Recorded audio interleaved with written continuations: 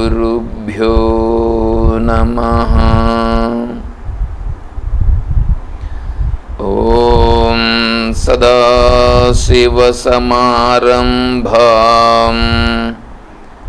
శంకరాచార్యమధ్యమాం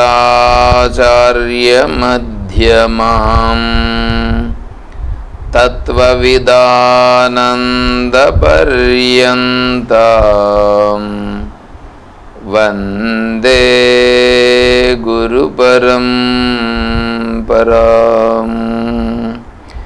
ఓం శ్రీ గురుభ్యో నమః. పూజ్య గురుదేవులు తత్వవిదానంద సరస్వతి స్వాముల వారి దివ్య చరణారవిందములకు ప్రణమిల్లుతూ పరిపూర్ణ పరబ్రహ్మస్వరూపులకు ప్రియాత్మ బంధువులారా, ఓం. మనం శ్రీమద్ భగవద్గీత 12వ అధ్యాయం విచారణ చేసుకుంటున్నాం.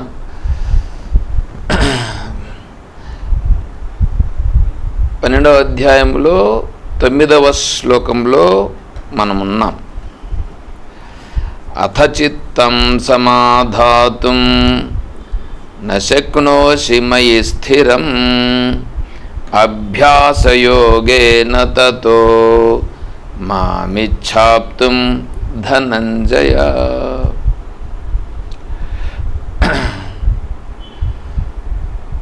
ఈరోజు ఉదయం క్లాసు మీరందరూ కూడా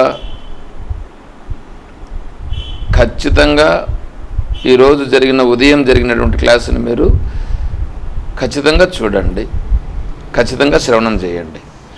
ఎందుకంటే అభ్యాసం అనే దాని గురించి అక్కడ కొద్దిగా ధ్యానము, దానికి ఎందుకు మనకు కుదురుతుంది, ధ్యానం ఎందుకు కుదరట్లేదు అనే దాని గురించి అక్కడ కొద్దిగా విచారణ చేశాం. ప్లస్ దాంతోపాటుగా ఏంటంటే అభ్యాసం, ఓంకారాన్ని కూడా ఏ విధంగా అభ్యాసం చేయాలి, ఎందుకు ఓంకారాన్ని కూడా అభ్యాసం చేయాలనేది కూడా చెప్పినాం అక్కడ. కాబట్టి ఈరోజు ఉదయం జరిగినటువంటి క్లాస్ని ఖచ్చితంగా శ్రవణం చేయండి. సరే, ఇప్పుడు ఇక్కడ ఏమంటున్నానంటే అథ చిత్తం సమాధాతుం న శక్నోషి మయి స్థిరం.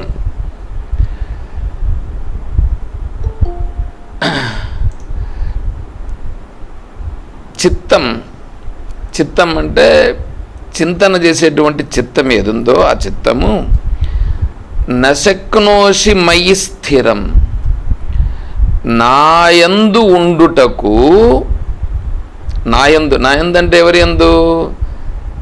సగుణ బ్రహ్మ అయినటువంటి ఈశ్వరుని యందు ఉండుట అనే దానికి స్థిరముగా ఉండుట లేదు. అది మనస్సు సగుణ బ్రహ్మ, ఇక్కడ నిర్గుణ బ్రహ్మను గురించి చెప్పట్లేదు. సగుణ బ్రహ్మకు వచ్చిన తర్వాత నిర్గుణ బ్రహ్మ. సరే, సగుణ బ్రహ్మ అంటే ఈశ్వరుడు.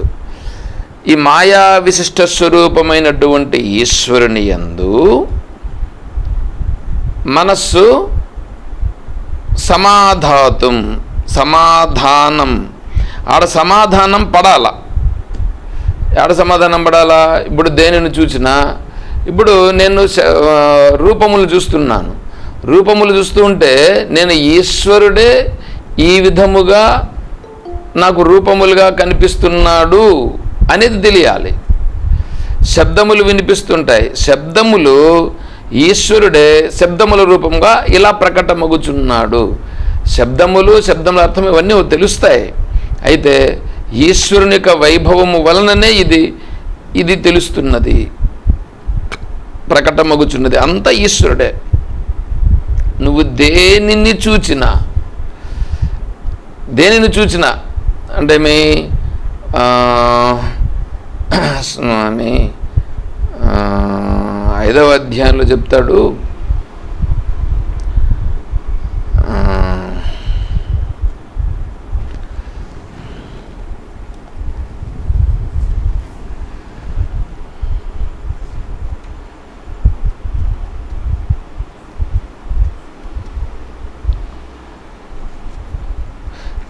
పశ్యన్ శృణ్వన్ స్పృశన్ జిఘ్రన్ నశ్నన్ గచ్చన్ స్వపన్ శ్వసన్ ప్రలపన్ విసృజన్ గృహ్ణన్ ఉన్మిషన్ నిమిషన్నపి ఇంద్రియాణి ఇంద్రియార్థేషు వర్తంత ఇది ధారయన్ బ్రహ్మణ్యాధాయ కర్మాణి సంగం త్యక్త్వా కరోతి యః లిప్యతే నసపాపేన పద్మపత్రమివాంభస.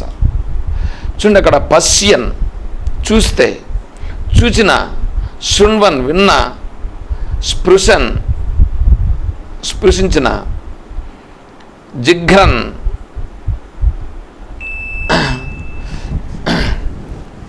అస్నన్ గచ్చన్ స్వపన్ శ్వసన్ ప్రలపన్ విసృజన్ గృహ్ణన్ ఉన్మిషన్ నిమిషన్ నపి. ఈ విధంగా నువ్వు ఏమి చేసినా సర్వము కూడా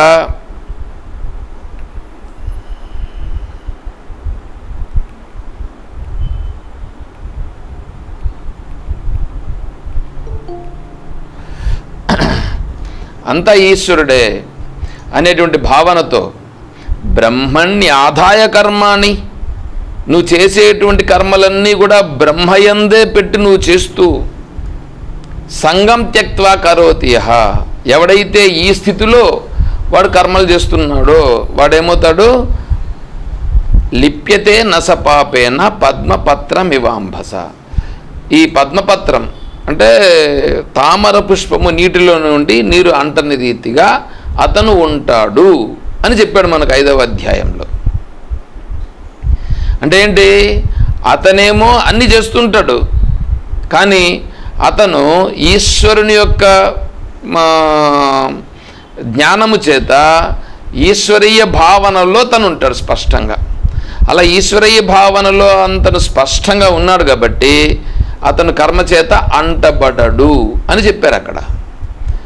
ఇప్పుడు ఆ స్థితి ఇప్పుడు లేదు ఇక్కడ 9వ శ్లోకంలో. వీనంతటి వీడికే తెలుస్తోంది ఏమని, నా మనస్సు ఎంతసేపు అయినా కూడా ఈ విషయాలను చూసినప్పుడు విషయాలు అనిపిస్తుంది, కానీ అక్కడ ఈశ్వరుడు అనే భావన నాకు దృఢపడుట లేదు. ఈశ్వరుడు అనే భావన కదా దృఢపడాలి, ఆ ఈశ్వరుడు అనే భావన దృఢపడుట లేదు. అతచిత్తం సమాధాతుం, అక్కడ సమాధానం పడాలి, సమాధాన పడుట లేదు. ఎందుకంటే విషయం పైకి పోతుంది కానీ ఈశ్వరుడు అనే భావన నాకు రావట్లేదు. అది నశక్నోసి. అందులో ఆ ఈశ్వరీయ భావనతో ఉండుట అనేది కుదరట్లే. అది ముందు నేను గుర్తించాలి.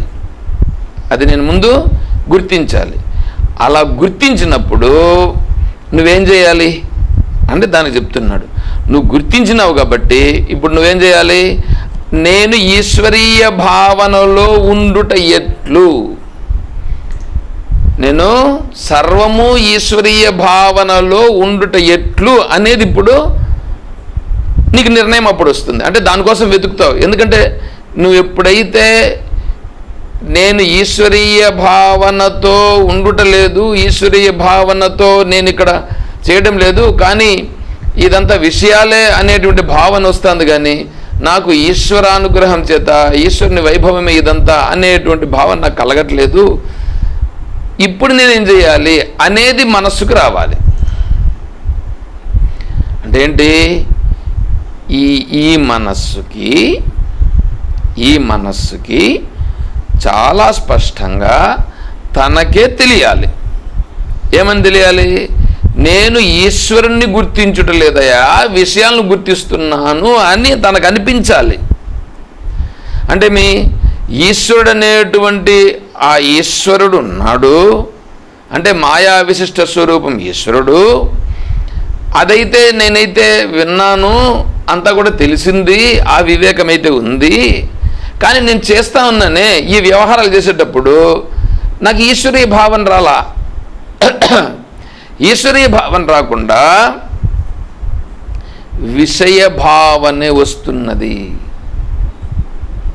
ఇది మన మనస్సుకి తొలిచేటట్లుగా కావాలి. అంటే నేను ఎందుకప్పా నేను ఈశ్వరుని నేను తెలుసుకోలేకపోతే, ఈశ్వరీయ భావనలో నేను ఉండలేకపోతున్నానే అనేటువంటిది వస్తే మన మనసు కనిపిస్తే అప్పుడేమవుతుందంటే వీడు ఈశ్వరీయ భావనలోకి వెళ్ళాలనేటువంటి ఆ దృఢమైనటువంటి విశ్వాసం ఇతనికి ఉన్నది. దృఢ విశ్వాసం కాదు, దృఢ నిశ్చయం ఉన్నది అనే భావన మనంతట మనకే అక్కడ తెలుస్తుంది. ఈ ఈశ్వరీయ భావనలో నేను ఉండలేకపోతున్నానే అని మదన పడే స్థితి రావాలి. అలా మదన పడే స్థితి వచ్చినప్పుడు నేను ఇప్పుడు ఈశ్వరీయ భావనలో ఉండుట కోసం నేను ప్రయత్నం చేస్తున్నాను అని అర్థం. అలా ఉన్నటువంటి వాడు ఏమి చెయ్యాలి అనంటే అభ్యాసయోగేన తతో, ఏమంటున్నాడు? అభ్యాసయోగేన. నువ్వు ఇప్పుడేం చేస్తావంటే అభ్యాసం చెయ్యప్ప. నువ్వు అభ్యాసం చేస్తే తతో అప్పుడు మామిచ్ఛాప్తుం ధనంజయ, అప్పుడు నువ్వేమవుతావు?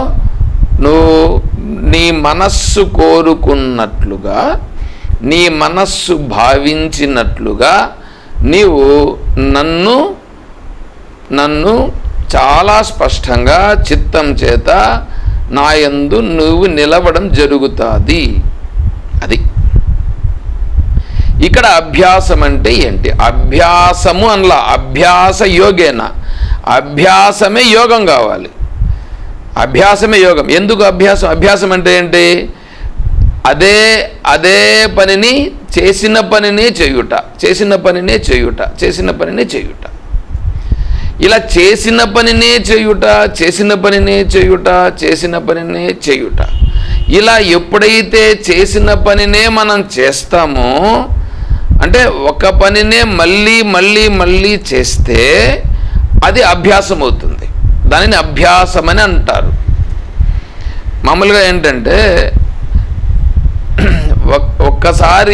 ఒక్కసారి చేసిన దానిని రెండవసారి మళ్ళీ చేస్తే అది మామూలు లోకంలో ఉండేటువంటి పద్ధతి ప్రకారం అయితే అది యాక్సెప్టెన్స్ కాదు.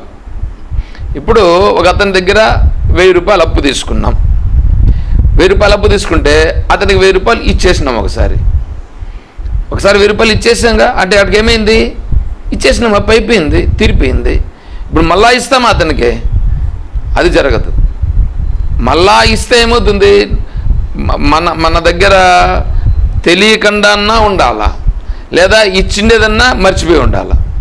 ఇదేదో ఒకటి జరిగితేనే అప్పుడు మళ్ళీ నువ్వు రెండోసారి కూడా ఇస్తావు. అంటే అప్పుడు బుద్ధి సక్రంగా పనిచేయలేదు అని అర్థం.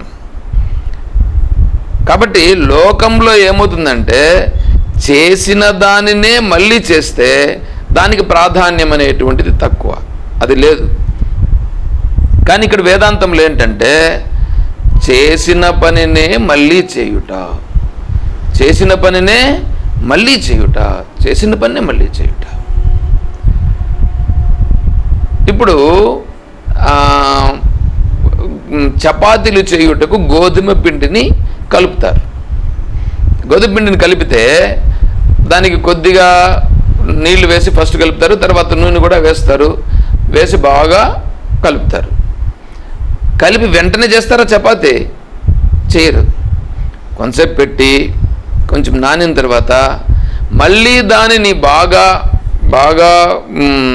మళ్ళీ మిక్స్ చేసి, ఆ మిక్స్ చేసిన తర్వాత ఎంతసేపు అంటే దాన్ని మళ్ళీ కొద్ది కొద్దిగా మిక్స్ చేసి, ఎంత బాగా మిక్స్ చేస్తే చపాతీ అంత బాగా స్మూత్గా వస్తుంది. అదేవిధంగానే వ్యవసాయంలో 2 సార్లు 3 సార్లు 4 సార్లు అట్లా 8 సార్లు 9 సార్లు కూడా దున్నుతారు. అంటే 9 సార్లు ముందు దున్నేవాళ్ళు. అట్లా అప్పుడు కూడా ఎక్కడ 1 2 3 సార్లు దున్నితే అటుకే నాటేసేవాళ్ళు. మళ్ళా 4వసారికి సదరం చేసి నాటేసేవాళ్ళు. కానీ ఒక్కొక్కసారి ఏమవుతుందంటే 5 6 7 సార్లు కూడా మామూలుగా దున్నేటువంటి వాళ్ళు. అట్లా దున్నితే ఆ నేల బాగా చదును అవుతుంది. నాటిన వెంటనే అది బాగా నాటుకొని వెంటనే పైరు బాగా పెరగడం ప్రారంభిస్తుంది. కాబట్టి వ్యవసాయంలో కూడా నువ్వు ఎంత చేసింది అట్లా చేస్తే అది బాగా నాటుకుంటుంది. తర్వాత ఇప్పుడు చదువుతూ ఉంటాడు పిల్లవాడు కూడా, చదువుతూ ఉండేవాడు ఒకసారి చదువుతాడు, అర్థం కాదు.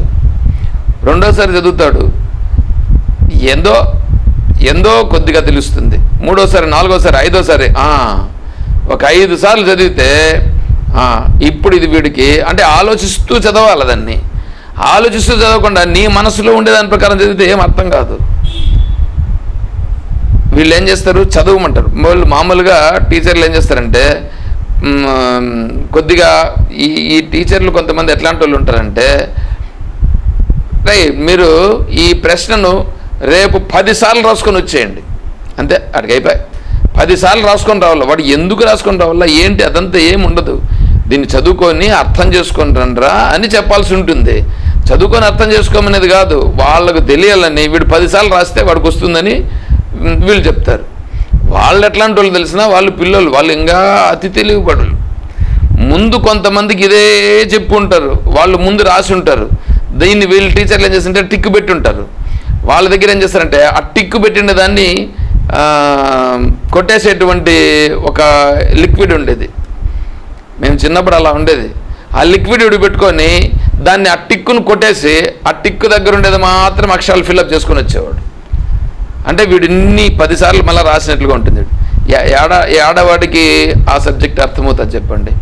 అట్లా కాదు, వాడికి సబ్జెక్ట్ అర్థం కావాలా, వాడు రాయాలి. అంటే అదెవడు అనిపించాలా, వానంతట వాడు కనిపించి వాడు రాయాల. వానంతట వాడికి అనిపించి వాడు రాస్తే ఆ సబ్జెక్ట్ అనేటువంటిది వాడి బుర్రలోకి ఎక్కుతుంది. అంటే వాడు బుర్రలోకి ఎక్కించుకునే దానికోసం వాడు చేస్తున్నాడు అభ్యాసం. అదేవిధంగానే ఇప్పుడు ఇక్కడ కూడా ఏంటంటే కర్మయోగం అంటే ఈశ్వరుడు సర్వము ఉన్నాడు. ఆ ఈశ్వరుడు సర్వము ఉన్నాడు కాబట్టి నేను చేసే ప్రతి కర్మ ఈశ్వరునితో నేను సంబంధపడి చేస్తున్నాను. కేవలం పూజ మాత్రమే కాదు. పూజ చేసేటప్పుడు మనకు ఈశ్వరునికి పూజ చేస్తున్నాననే భావన ఉంటుంది. ఈశ్వరునికి మనం ఇచ్చే నైవేద్యం ఆయన తినే ఏమన్నా ఇదవుతాడా? లేదా మనం పెట్టేటువంటి ఆ పుష్పాలు అవన్నీ ఆయన పుష్పమాలు వేసుకొని ఆయన ఏమన్నా సంతోషపడతాడా? ఆయనేమీ సంతోషపడడు. సంతోషపడేది ఏమన్నా ఉంటే మనమే సంతోషపడుతున్నాం. అంటే పూజ చేసి మన మనస్సు తృప్తి పడుతుంది, అమ్మయ్య హాయిగా ఉంటుంది. నువ్వు పూజ చేసుకున్నప్పుడు నీ మనస్సు హాయిగా ఉంటుంది, సంతోషంగా ఉంటుంది. నువ్వు ఎందుకు పూజ చేసావు అంటే కోరికతో పూజ చేసావు. ఇప్పుడు కోరిక ఉండాలి. ఏమి కోరిక? నాకు వేరే కోరికలు ఏమి లేవు మహాత్మా, హే పరమేశ్వర, నాకు వేరే కోరికలు ఏమి లేవు. కేవలం నీ తత్వమే నాకు తెలియాలి. నీవు సర్వము ఉన్నావు అనేటువంటిది నేనేదో విన్నాను, నా బుద్ధికి ఏదో విన్నాను, కానీ అది నాకు దృఢమగుటలేదు. హే మహాత్మా, నీ అనుగ్రహము వలననే నాకు అది సిద్ధమవుతుంది. నీ అనుగ్రహము లేకపోతే నాకు అది దృఢపడదు. పరమేశ్వరునితో చెప్పడం ఇంతే, డైరెక్ట్గా చెప్పడమే. వేరే ఏం చేసేదేమీ లేదు. అలా పరమేశ్వరునితోనే ఇలాగే చెప్పడం. దీనికి సంకల్పాలు వికల్పాలు ఇవంతా ఏమీ లేవండి. వాళ్ళు చెప్తా అంటారు ఏంది, గోవింద గోవింద గోవింద మహావిష్ణురాజ ప్రవర్తమానస్య ఆద్య బ్రహ్మణతిథే ప్రార్థే శ్వేతవరా కల్పే వైవస్వత మన్వంతరే కలియుగే ప్రథమ పాదే జంబూద్వీపే భారతవర్ష భారతఖండే మేరో దక్షిణ దిగ్భాగే శ్రీరంగస్య ఉత్తర దిక్ ప్రదేశే గంగా కావేరి మధ్యప్రదేశే. ఇవన్నీ ఉండాలి చూడండి. ఇవన్నీ చెప్పిన దానివల్ల నువ్వేం పెద్ద ఊరగబెట్టింది ఏమీ లేదు. నేరుగా నమస్కారం చేయడమే. హే మహాత్మా, పరమేశ్వర, పరమపురుష. అన్నింటికంటే ఉత్తమమైనటువంటి ప్రార్థన.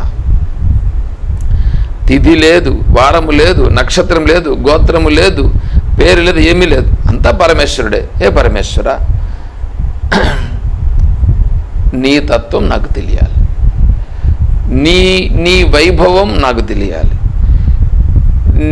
ఈ సర్వము నువ్వే అనేటువంటి భావన నాకు దృఢపడాలి. అందుకోసమే నేను నీ సేవ కూడా చేస్తున్నాను. నీ సేవ మాత్రమే కాదు, నేను చేసే ప్రతి కర్మ కూడా నీ యందే చేస్తున్నాను, నీతోనే నేను చేస్తున్నాను, నీ కొరకే నేను చేస్తున్నాను, నీ సేవగా నేను చేస్తున్నాను. ఈ భావన నాకు దృఢమయ్యేటట్లుగా ఈ తత్వాన్ని నాకు అనుగ్రహించు తండ్రి, అందుకోసం నేను చేస్తున్నాను అని భగవంతుని ప్రార్థన చేసి నువ్వు ఇలా చేసేవని అనుకోండి, ఇది అన్నింటికంటే ఉత్తమమైనటువంటి ప్రార్థన. ఇది అభ్యాసం. భగవంతునికి చేసే పూజలోనూ ఇదే చేయడం.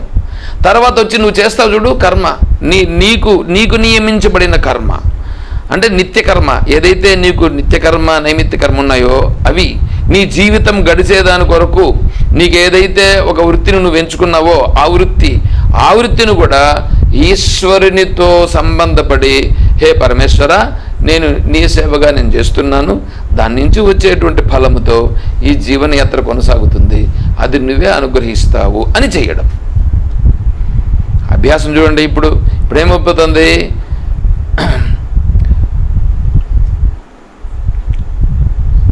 రత్నై కల్పితమాసనం హిమజలై స్నానం చ దివ్యాంబరం నానారత్న విభూషితం మృగమదామోదాంతరం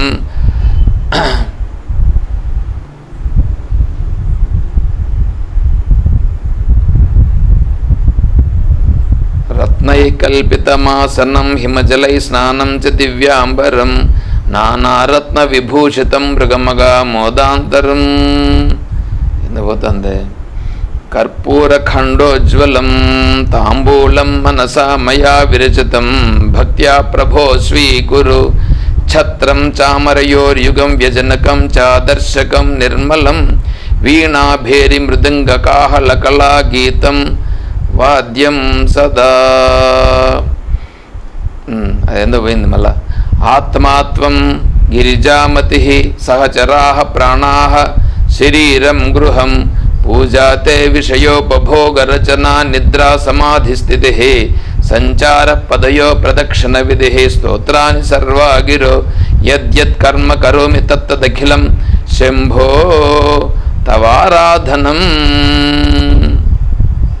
ఇది శివమానస పూజ, పరమేశ్వరునికి చేసేటువంటి మానసిక పూజ.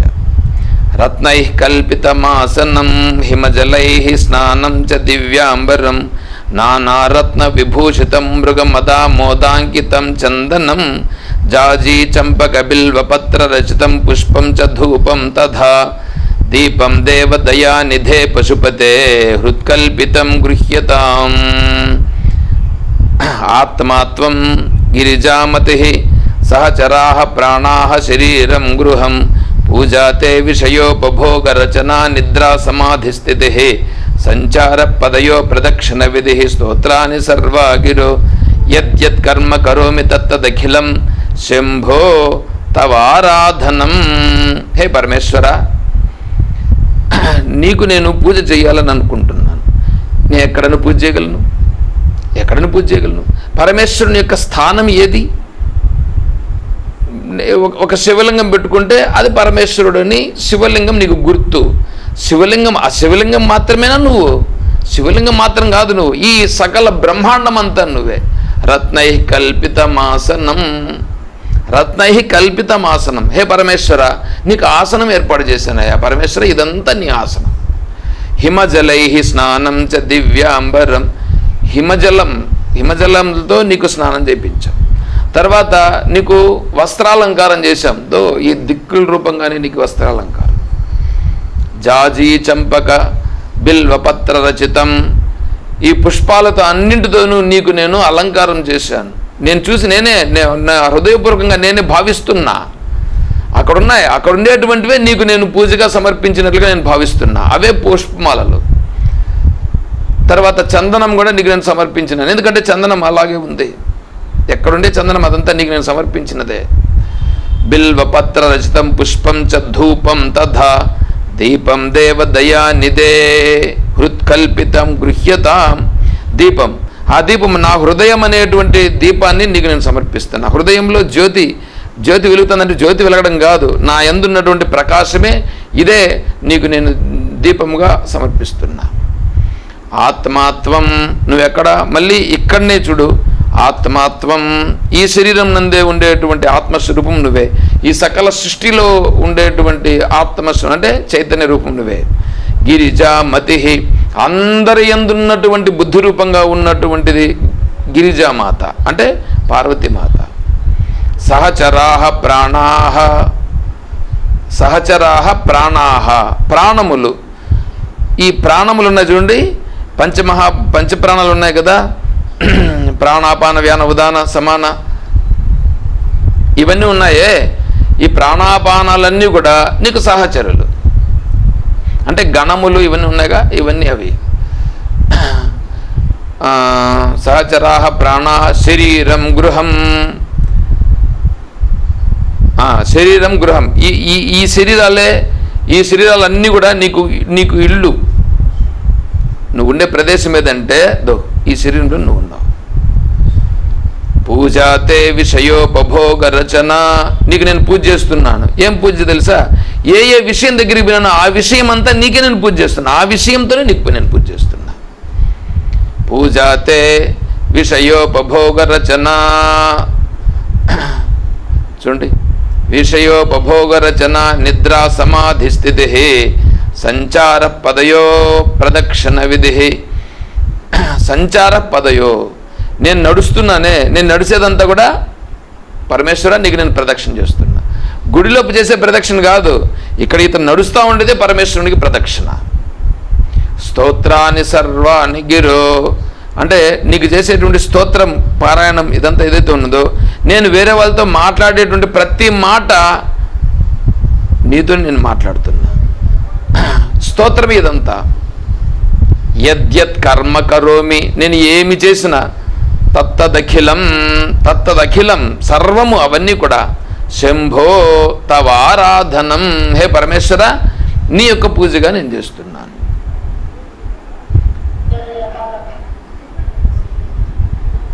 ఇది ఇక్కడ కర్మ చేసేటప్పుడు ఈ భావన ఎప్పుడైతే వచ్చిందో మనసు ఏమవుతుంది?